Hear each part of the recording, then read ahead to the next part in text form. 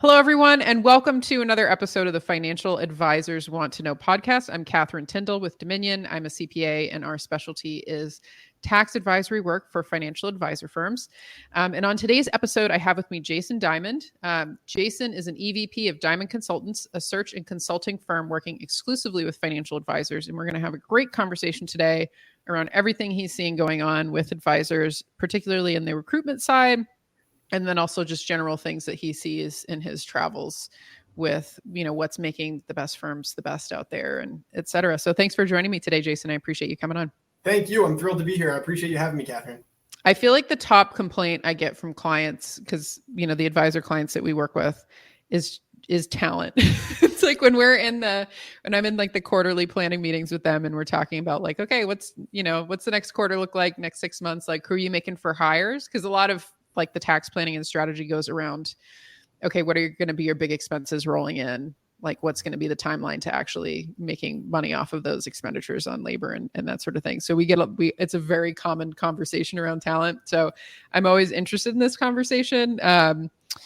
So what have I've been seeing that advisors are struggling to find qualified people, and that the pool has been shrinking. Has that been what you've been seeing, or am I a limited sample size? Well, no. So it's interesting. I don't view it so much as the pool of talent shrinking as, if you just think kind of supply and demand. I view it as there's just so much competition. So there's two, I think, important dynamics in the advisor recruiting market that you need to be aware of. Number one is it works entirely backwards from every other industry on the planet. So most recruiters would say, I need to get a job order, right? I need to contact Morgan Stanley, and Morgan Stanley will say to me, go find us 30 advisors. We're the opposite, because in our industry, he who has the assets or she who has the assets has the power. That's the golden rule, right? So the advisor basically has their pick of the litter for where or when or to whom they want to move. Mm-hmm. So our job is not to find a firm looking to hire. It's to find really an advisor who we think could be better served elsewhere. That's the first thing I'll say that's important, I think, on this dynamic of advisor recruiting. Yeah.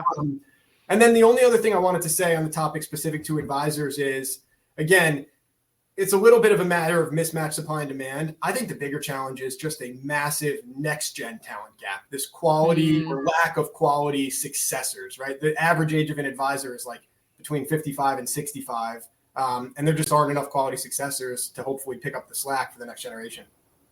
Yeah. And that's something that is super true in my industry too. Like some of the statistics are just horrifying. Like I saw a study out on my industry that 75% of AICPA members were eligible for retirement in 2020. And that's 4 years ago. So I'm sure that's gone up since then, but that's a real problem. So for people that are, because I think my audience is more in that, growth, getting into that growth curve, like starting to make some, hires, like haven't really thought about succession yet, a lot of them, or had a plan for implementing talent that's going to be succession talent. What are some, like from that perspective in the talent and recruiting game, what have been some differentiators you've seen between firms that are doing well at this and then ones that are maybe not doing so well? Yeah, so I think you have to answer this question through two different lenses. One would be as a firm trying to recruit next-gen kind of trainee level talent. And then the other would be firms trying to recruit competitive lateral hires, so advisors with a book of business, presumably a portable book of business. Mm-hmm. We'll take the trainee one first. This is where I think most independent firms really fall short. For better or worse, by far, the best training programs on the street have been and continue to be the biggest firms, the wirehouses, Morgan Stanley, Merrill, UBS, Wells. Maybe I'd put like Raymond James and RBC on that list as well. Mm. But for the most part, people who are trainees aren't revenue generative, at least out of the gates. They're revenue negative. And so a small kind of nimble, scrappy RIA is maybe not willing to invest in next-gen talent. So for better or worse, the current kind of fact pattern seems to be most next-gen advisors at least start their career at what we call traditional firms. Once they sort of establish a book, then maybe they'll look to port it elsewhere. Mm-hmm. On the competitive recruiting side, I think the biggest mistake that firms make when they try and recruit is they half-ass it, if you'll excuse the expression. They just don't have a fully baked or clearly articulated value prop So Yeah. everybody wants to recruit, right? Like who wouldn't want inorganic growth, adding assets, right? It's immediately acquisitive. It's a no-brainer from the firm perspective. The problem is, how do you tell your story? You're running a mom and pop RIA in North Dakota. Well, you're going up against other RIAs, private equity firms, independent broker dealers, regional firms like Stifel and Janney and RBC, wirehouses, private banks. So that's just off the top of my head. You think about how robust the competition is. At a minimum, you better be able to articulate what makes you different and how you're going to compensate an advisor for moving the book. And that might sound simple, but you'd be shocked how many calls we get where we ask people, what is your structure for recruiting advisors? And they either say, we don't have one, it depends, it varies, or we'll customize it. And that's all some version of we don't really know. Yeah, that's great. And so for firms where they're realizing, okay, next 6 months to a year, they want to go for some more of those competitive hires. Because I think for most of the people listening in the audience, and then most of my clients, that's kind of the first phase, right? Like as you're growing and scaling, you have to get, it's only when you get to those really big sizes that you can afford to take people who are going to be revenue negative. How do you recommend for the people so what comes after the answer of we don't have a plan, like we don't have a structure? Where do you usually recommend people start with going to implement something like that? Yeah. So I think the first thing is figure out the plan, right? And that's not my job or your job. Like that needs to start at the very top of the house, probably the CEO and the head of business development of the firm to say, what makes us special? And what is the economic model we're going to offer to advisors? And honestly, I think this is a lot of why we've seen so many RIAs take private equity money is because you need capital to recruit advisors because so many firms are willing to pay it. But in terms of actual like mechanics, here's what the typical cadence would be. The first step that any firm would employ is trying to source talent in-house themselves. And that's usually personal relationships of the CEO or ex-employees or other advisors. It's the cheapest and easiest way to source talent because you don't have to pay a recruiter. And presumably there's some kind of personal connectivity that's paved the way. The second step might be folks like myself. So people who operate contingent search practices. So I would say to a firm that came to me, I'd say, I'm not going to promise you that I'll place 500 people with you. I'm not even going to promise you that I'll make 100 calls on your behalf. What I will promise you is, as I'm speaking to advisors, if your firm feels like the right fit, I will, of course, tell that story and position it. So somebody might try that, which is, I think, a pretty low stakes way to potentially recruit because I don't cost anything unless I have success placing an advisor with the firm. And then the third way, if they really needed to turn that spigot on, like we need to recruit 5 people in the next 6 months, would probably be paying a retainer to either a consultant or a recruiter to basically be your retained search firm and say, you must go out and fill these 5 seats. That's typically, again, probably more the bigger RIAs. But a lot of what I think independent firms in particular struggle with is just that first part is even articulating what makes them different. And a lot of times the things they think makes them different oftentimes aren't as differentiated as they believe. Like the common example to that is investments. We get that answer a lot is we have a really robust alternative investments platform that's leading on the street and best in class. And by definition, they can't all be best in class. So somebody's lying. Somebody's lying. What are other ones like that you've seen, firms like say about themselves when it's like maybe having a way to explain to them like, oh, that's not actually that special, or that's not what a potential hire would actually be looking for? Yeah. So I think what you'll see sometimes is kind of a mismatch in what firms think advisors want and what advisors actually want. So my advice often is like, just ask your existing advisors and ask potential recruits, what do they value most? Because we've seen this song and dance before where firms spend a whole lot of money and time and effort and energy in trying to convince people like, oh, we've built out this incredible financial planning tool. And it turns out that and I'm just making this up as an example, but it turns out that most of the advisors in their firm aren't doing financial plans. So you've spent all this time and money creating something that's not needle moving.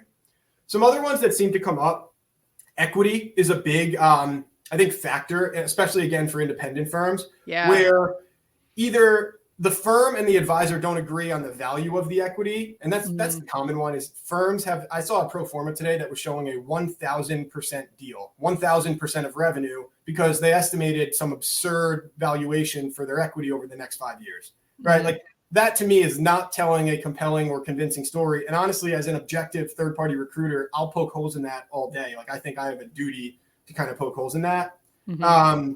Investment certainly comes up.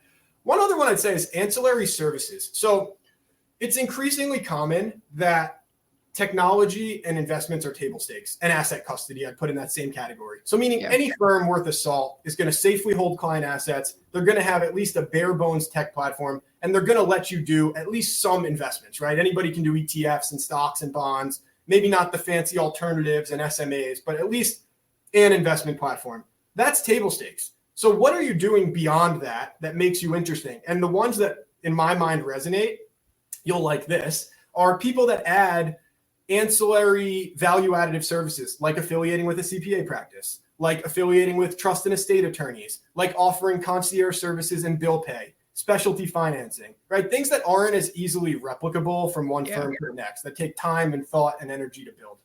Yeah, no, that's a really good point. And I guess one of the questions that I always have, because this is something I see in my industry, is in terms of bringing on this higher quality talent, are there certain quality of life things that you've seen a mismatch between the firms and talent, especially like next gen? Like I've noticed peripherally in my industry, like that there's some pretty significant generational differences in workers. And is that something that you've seen on the advisor side too, like some mismatch there between management and people that are next gen? Hey there, Catherine here. Thanks for listening to the conversation. Just wanted to explain a little more about what we do. So I'm a CPA here with Dominion. We're a tax firm that works specifically for financial advisors as they're growing and scaling their practices to help them avoid tax waste, make the right calls, and grow practices that they love. So if you're interested in saving more, you can DM me on LinkedIn with the word guide, and I'll send you over our guide for financial advisors to scale tax efficiently.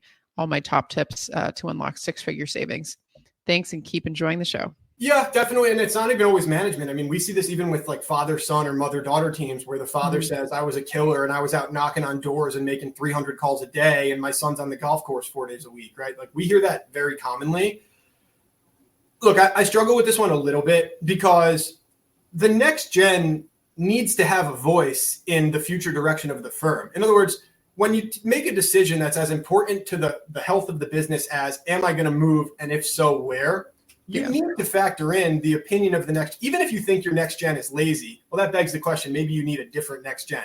But if you believe that they are your successor, even if you believe their quality of work isn't necessarily the same or their work effort isn't exactly the same as yours is, they need to be a part of that conversation because ultimately you need to have their buy-in and you kind of need them too, right? Like, this, I think, is a piece that's overlooked a lot by advisors is your successor might not be perfect, but at the end of the day, in order for you to realize a monetization event, right, you need a successor. Now, you could say, well, I don't have a successor. I'll go out and sell to some RIA or some private equity firm, but that's no picnic and that's no walk in the park to convince your clients of that, right? So the successor is also, I think, in some ways kind of doing a service for the advisor. The other thing that you brought up that this kind of made me think of was the idea that we always ask the question of advisors, like, what do you want to be when you grow up, right? And it sounds a little tongue in cheek, but I think it's the right idea of like, if you want to run a lifestyle practice, whether that's you or your next gen, if you just want to run a lifestyle practice, that's totally fine. But don't then all of a sudden try and affiliate with an RIA that's a bunch of killers working 100 hours a week, because you're going to have a cultural mismatch and you're going to be unhappy, right? So just be very honest about kind of what's your North Star, your guiding light. Yeah, no, that's a really good point. And then, once you've got that really dialed in, that's going to, like you were saying, like you have a vision for where you're going. That's what's going to be compelling to the right candidates. Are there other things that you've been seeing commonly get screwed up or, messed up in the recruiting process for firms that are approaching this for the first, seriously approaching this for the first time, where they're not just, hey, I have a buddy, past that first tier of like friends and family connections where they're actually having to go out into the market, things that you see people mess up? Yeah, the biggest one is definitely lack of forethought on deal structure and value prop. I maintain that is the biggest gap we see. But yeah, there are some other ones. So for example, a lot of firms, I think, get burnt on their first 1 or 2 or 3 recruits, especially non-traditional recruits, because there's a little bit of a learning curve, I think, with how to price a financial advisor's book of business. So I'll tell you what I mean by this. If you're a corner office Merrill advisor, a wirehouse advisor managing $3 million in revenue, that book is probably pretty darn portable. I don't think there's too much to worry about. I think most people would agree that's kind of the gold standard in advisor recruiting.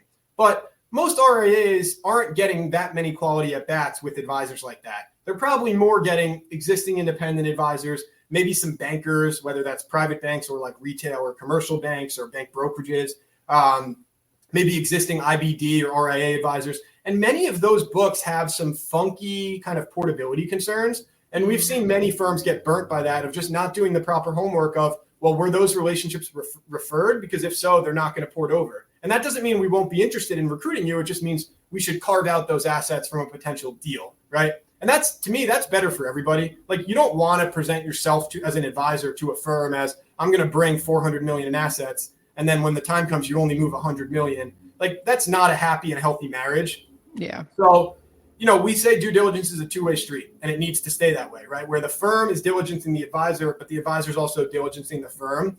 I think that first part, some firms forget that you get excited because you don't get that many at bats and you really want to close business, and an advisor tells you they have 300 million in assets. You still got to do your homework. You got to check the book, check the clients, be thorough. I mean, these are big checks we're talking about changing hands, right? Recruiting is quite expensive. Mm-hmm. I want to give you one, too, of a mistake we see commonly from the advisor's perspective, which is what I would politely call doing something stupid, and maybe impolitely call it. And what I mean by that is typically what trips up advisors, and it's all the stuff you read about in Advisor Hub, is they just do something that they were explicitly told by an attorney, presumably not to do. So taking client information would be the classic example of this, right? Yeah. There's all these horror stories of people leaving their firm, carrying out reams of paper, or sending themselves to their Gmail 800 pages on the day they resign. Like, things like that are going to get you in trouble. And the best advice I can say there is hire expert counsel, whether that's an attorney and or a recruiter, a CPA, and really heed their advice and be ultra paranoid in this process, because moving a book is not without risk. Oh, yeah, absolutely. Like, I've had a number of clients where they did that, and basically the previous place where they were came back and sued them. And, even if you're in the right, that doesn't prevent you from getting sued. Or TRO. We worry about the TRO, the temporary restraining order, which is effectively like, in some ways, it doesn't even matter if the prior firm has a case or not, right? If they can even hint at impropriety or get a judge or a FINRA arbitrator to realize that you might have done something wrong, that might be enough to take your maybe that doesn't tank your transition, it doesn't ruin it, but it maybe makes it from what would have been a 10 and now it's all of a sudden a 6. Yeah. No, that's really good feedback. And in terms of like deal structures and things that you've seen on the recruiting side, like what's the current landscape been looking like? It's a really good question. So I'll give you 3 different answers. Answer 1 is traditional firm recruiting deals. So firm W-2 firms, right? Morgan Stanley, Merrill, RBC, Raymond James. Those firms typically pay somewhere between 300 to 350% of top line revenue or GDC. So if you're $1 million producer at Merrill, Morgan Stanley would reasonably pay you somewhere between $3 and $3.5 million for moving your book over. And that's assuming a somewhat quality book, right? Somebody with some decent size, call it $1 million in revenue or higher. That's assuming probably mostly fee-based. That's assuming a clean compliance record. The second answer I'd give you is independent broker-dealers have gotten very aggressive with paying recruiting deals. So this would be firms like LPL, Commonwealth, the independent side of Raymond James, Wells Fargo, Finet. Those deals historically were around 30% of revenue, 30. They've creeped upwards. I think a lot of that has to do with interest rate environment.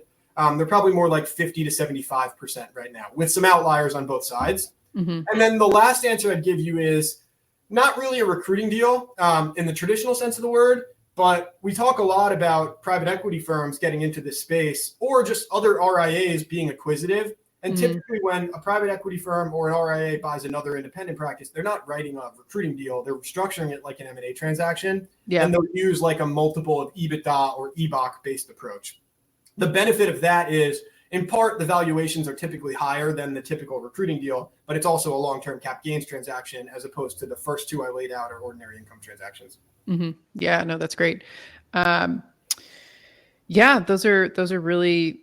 And have you seen, because I've seen some crazy, like recently I've seen some crazy multiples come across the desk. Like, have you been seeing people be more aggressive, in terms of some of these multiples that are coming through, or like just in general, like have you seen things been ticking up? Like, how is it? We've seen the crazy ones too. Like everyone's seen the rumors of like KKR investing in some of these businesses at 20 or 21 or 22 or 23x. So a couple of things. First of all, anytime an advisor quotes me, you know, so-and-so firm offered me this multiple, my antenna goes up a little bit because I don't think that everybody's necessarily talking across, you know, apples to apples. Like I think some advisors hear a multiple and they think it's a reflection of a multiple of top line revenue. And it's never is, right? You need to strip out local expenses, platform fees, technology fees, custody fees, advisor compensation, right? So the multiple is one thing, but the multiple on what, right? I always want to clarify that it's a two-sided equation. Said another way, one firm might pay you a higher multiple and they actually might value your business lower because their EBITDA they're applying the multiple to is something much lower than another firm, right? So that's the first thing. It's just making sure we're talking kind of apples to apples. Mm-hmm. Have we seen multiples tick up? Kind of. I'd say selectively, right? I think as interest rates crept up, what we saw happen was we certainly didn't see a slowdown in M&A activity, but we did see firms get more selective because capital was more expensive, right? Debt was more expensive, more selective with how they deploy that capital. So the biggest and best businesses have absolutely been ticking up slowly but surely over time in terms of multiple. Mm-hmm. I think less quality businesses have probably seen bids kind of flatline, if not actually tick down slightly. Yeah, no, that sounds about right. I guess, so for people who are interested in learning more about how you and your team work with advisors, I'd love to hear a little bit about kind of where you guys serve the firms and, you know, for the non-firm owners who are listening to this, just like a brief explanation of how you guys work with people. Absolutely. So we, as you alluded to at the beginning of the show, we have one niche and one niche only, which is we work exclusively with financial advisors. We work across the industry landscape. So about half of our business, probably a little less than that these days, is in traditional kind of W-2 to W-2 recruiting. So moving folks from Merrill to Morgan as an example of that. Another portion of our business, probably about 25% of our business, is what we call the breakaway space. So taking people from a captive model like a Merrill and moving them to an independent model, whether that's starting their own RIA, moving to affiliating with a broker dealer like an LPL, a support platform like a Sanctuary or a Dynasty. Mm-hmm. And then the final bucket we do is existing independent advisors. So whether that's independent broker dealer advisors, RIAs, business owners, and the like, who are either looking to acquire, looking to sell, looking to recruit, looking to merge, looking to take on a minority investor, a majority investor. We help those folks as well. It does seem like, you know, as RIAs, for example, get bigger and bigger, if you're a $30 billion RIA and you want to sell your firm, you're probably going to contact an investment banker, not a recruiter like myself. But in that like $100 million to $2 billion space, we play quite nicely. Yeah. No, that's great. So for people who are interested in getting more information and connecting with you, Jason, what's the best place for people to get in touch? Yeah, so certainly our website, it's diamondconsultants.com. And hopefully Catherine can kind of link to it in the show as well. And my cell phone as well. Always happy to take phone calls. It's 201-230-6309. We are big on LinkedIn and big on Google SEO. So feel free to Google around. I think if you Google a lot of terms related to financial advisor and or movement, we will come up on Google. So Diamond Consultants with an S is the name of the firm. And I would certainly invite you to follow myself personally or our firm on LinkedIn as well, because we share a lot of relevant content. Yeah. And everyone listening, do me a favor and send Jason a text, say hello. I appreciate it. But yeah, I want to thank you for coming on. This is a really great conversation and something that is near and dear to it's a conversation that I have quite frequently with clients of what they're in the woes of in growth mode and acquisition of talent and buying out people's books and all sorts of stuff that goes on. But so thank you for joining me today. Any closing thoughts before we sign off? No, this was a blast. Thank you so much. It's a super timely topic. And I think it's a topic that's going to be increasingly important going forward because we are seeing more movement, not less. Yeah. No, that's what I've been seeing on my side too. Like the number of people that are going RIA and just, it's a lot of moving pieces, but so thank you so much for joining me. And for those listening, the links that Jason mentioned will be nearby wherever you're encountering this online. And I'm always interested in hearing your feedback. So send me a message on LinkedIn. Tell me what you thought. Tell me what what you're interested in from this conversation. And I'm always happy to see what's going on, what perked your ears up. So thank you again for joining me, Jason. And this was another episode of the Financial Advisors Want to Know podcast.